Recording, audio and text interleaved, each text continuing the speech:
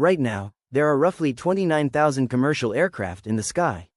Every single one of them is worth between $55 million and $367 million. And more than half of them are not owned by the airlines flying them. Not because airlines are poor, because the smartest ones deliberately chose not to own them. This is the financial decision that separates the airlines that survive from the ones that disappear.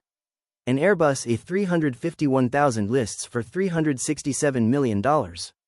A Boeing 787-9 Dreamliner lists for $292 million. The moment that aircraft leaves the factory, it starts losing value, fast, with the steepest drop in the first 5 years. But depreciation isn't even the worst part, because every 6 to 10 years, every commercial aircraft on Earth must undergo what's called a D-check, a full structural overhaul where the jet is stripped to bare metal, every wire audited, every surface inspected.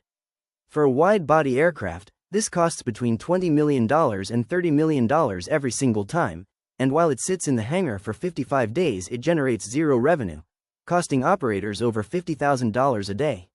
Across the entire global industry, unplanned maintenance alone costs airlines $8 billion every year, just in surprises.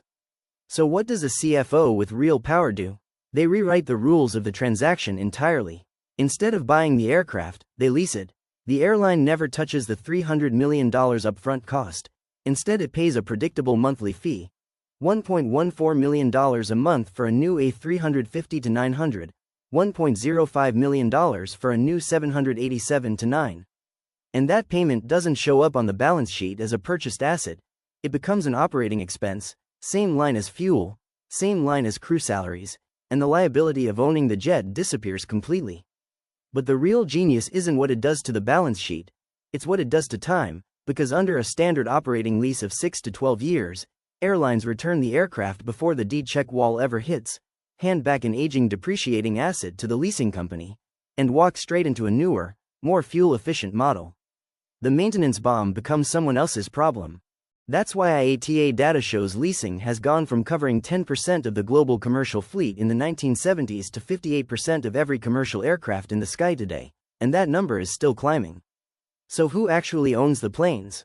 9 of the world's 10 largest aircraft leasing companies are headquartered in one country, Ireland, a nation of 5 million people that controls the operational backbone of global aviation, built on a 12.5% corporate tax rate, zero withholding tax on lease rentals, zero VAT on international aircraft transactions, access to over 70 double taxation treaties, and a special purpose vehicle structure that allows leasing entities to operate near tax neutral, with the result that approximately 65% of all globally leased aircraft are leased from Ireland-based entities, and an Irish leased aircraft takes off somewhere in the world every 2 seconds.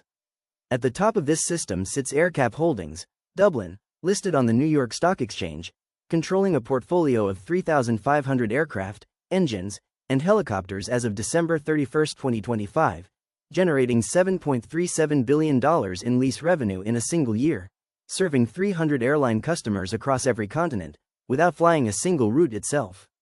IndiGo, India's largest airline, operates 416 aircraft, 336 of them on operating leases, with 920 more on order, having built an entire continental aviation empire without ever actually owning most of what it flies. The most dangerous thing you can do in a volatile industry is own the assets that run it, because the moment you own them, you're responsible for everything: the depreciation, the maintenance, the technology obsolescence, the $30 million D-check bill that hits every decade on a plane that's already lost half its value.